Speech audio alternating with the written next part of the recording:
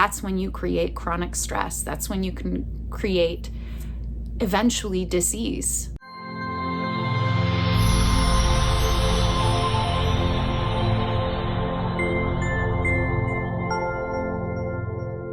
Welcome to this week's episode where it's just yours truly, just me today. You only get me. I know it's a lot more fun when it's both Scott and I, but I couldn't help but want to record this video and share an idea with you that really hit me this morning. I was listening to a podcast with Emily Fletcher, who is the creator of Ziva meditation, and she was talking about the power of meditation and the impact of meditation on stress that's in your body, on releasing stress that's in your body, not just stress from your day, but accumulated stress. And that Harvard did a study that they found that 90% of doctor intakes are all, so 90% of them are all due to stress. I was thinking about that. Of course, I've heard that before, and I deeply believe that almost all forms of diseases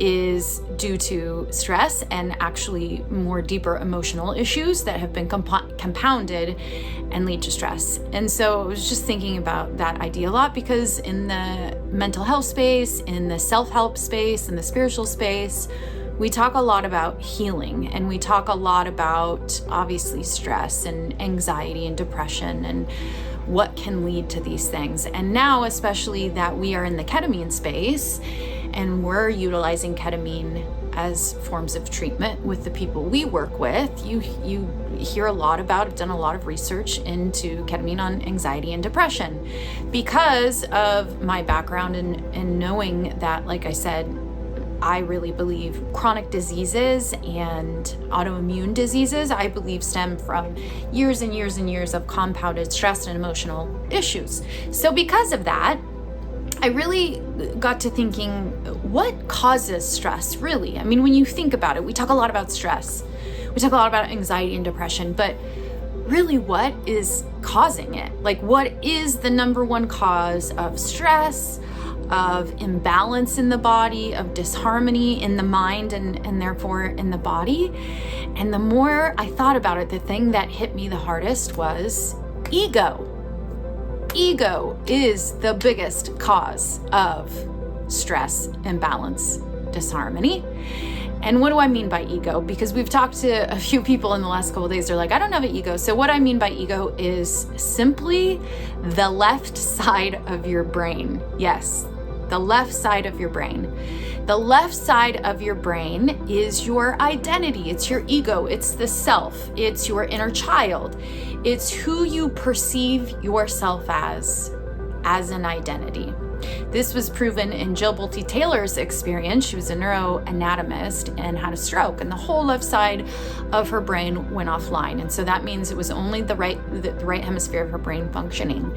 And for 7 years after the stroke, she actually was experiencing bliss and connection with everything. In other words, she didn't stop here and something else started there. She was everything. She called it, interestingly enough, we are all just balls of light, balls of energy. And I say interestingly enough because Scott's been saying that for years. We're just little balls of light.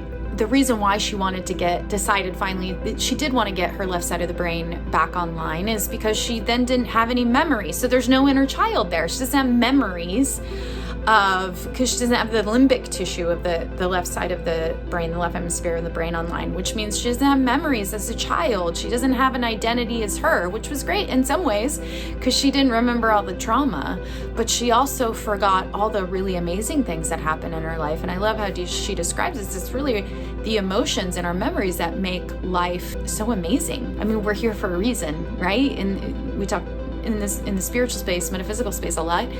And I always say, well, we're here for a reason. We didn't come here to escape. Of course not. We came here for a reason. And to me, what that all led to was understanding true balance and how this left side of our brain is the ego. It is the identity. It is the forward motion. So in the right side, she was everything. right? She was what I believe we actually all are, right? Fractals of God, of source, of the universe.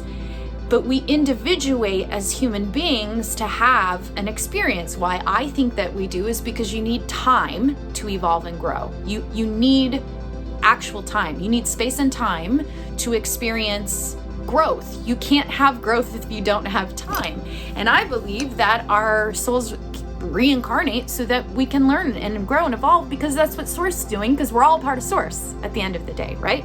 So if you think about it, if the left side of the brain is operating all the time, and let me say this, I don't believe that there is anything wrong with the left side of the brain, with the left hemisphere, with the ego, with the identity, with the inner child. There is nothing wrong with that, or else we wouldn't have it.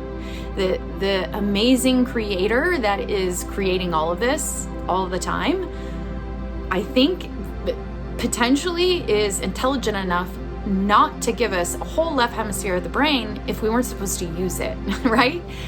So there is a use and purpose to that, to move forward in a three-dimensional space so that we can learn, grow, and evolve. So we have to have that. However, the problem where it has all gone wrong, in my belief, is balance.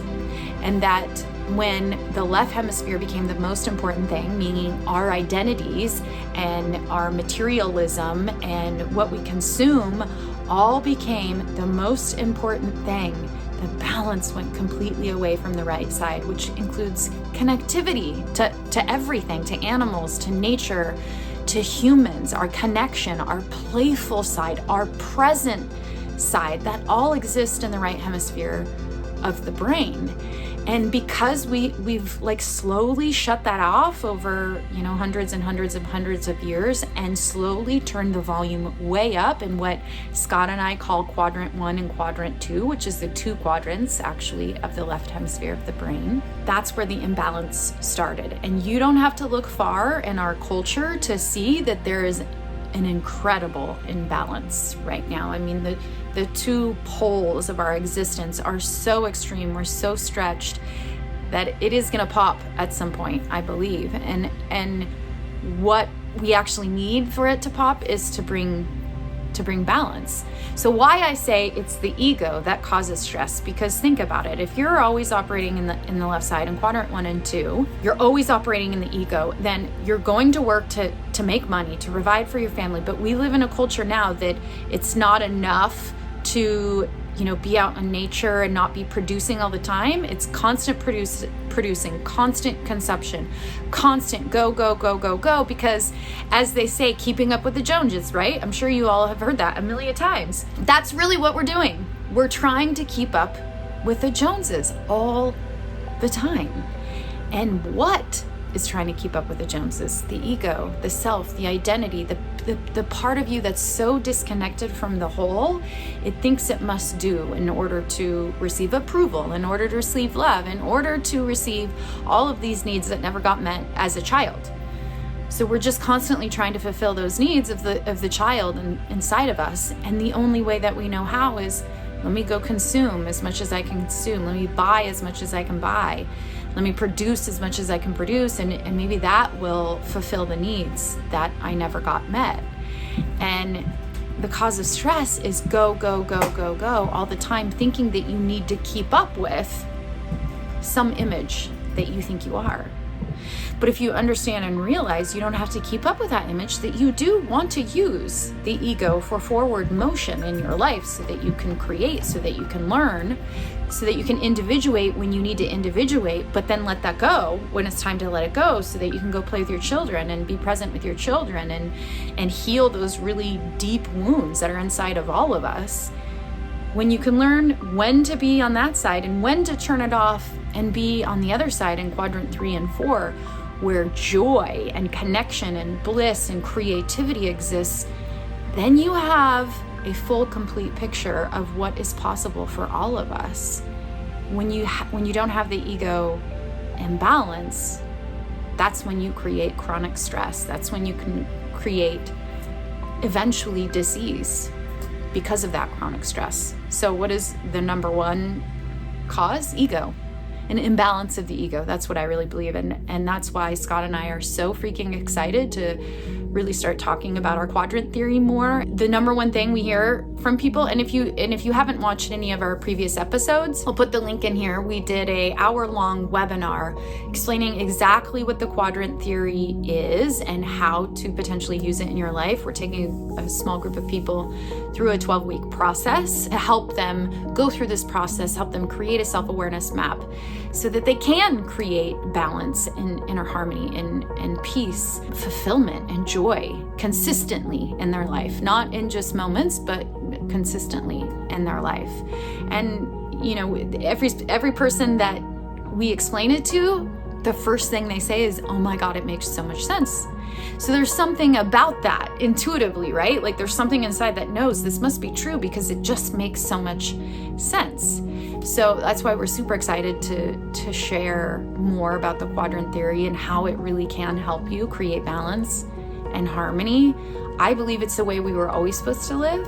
We just got out of balance. And so this is my passion and purpose now, is to really help bring balance to everybody, because God knows it's what we all need. It's not about judging some part of ourselves or saying, our spiritual side is the most important and we have to kill the ego. I don't think it's that at all. Or you have to go straight to law of attraction, things like that, and ignore your inner child. I don't think that either. Or learning and science is more important than being present and childlike.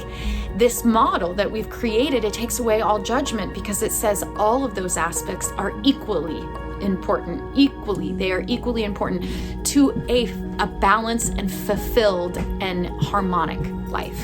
So, like I said, if you hadn't watched a video on the quadrant theory, go watch that right now. We explain it in detail. And if you hear lots of things in the background, it's because Scott's on the roof of Joni doing God knows what. It sounds really loud.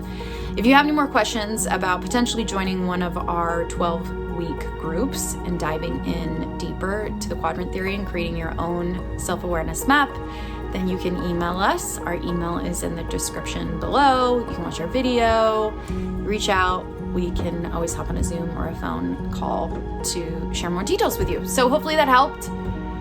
I love you all. Thank you, every person that watches this. I really do appreciate your time, energy, and attention, because I know it's the most important currency we have. So thank you. We will see you next Tuesday. And we always forget, because I feel like it's kind of cheesy, but if you like this, then click the like button. And if you like our content, click subscribe. So then that way you can be, and the red little bell, so you'll be notified when we put out new episodes. I mean, you guys already know that. If you watch YouTube, you already know that. So I guess I don't really need to say that, but felt like I should. Anyway, we'll see you next week. Lots of love.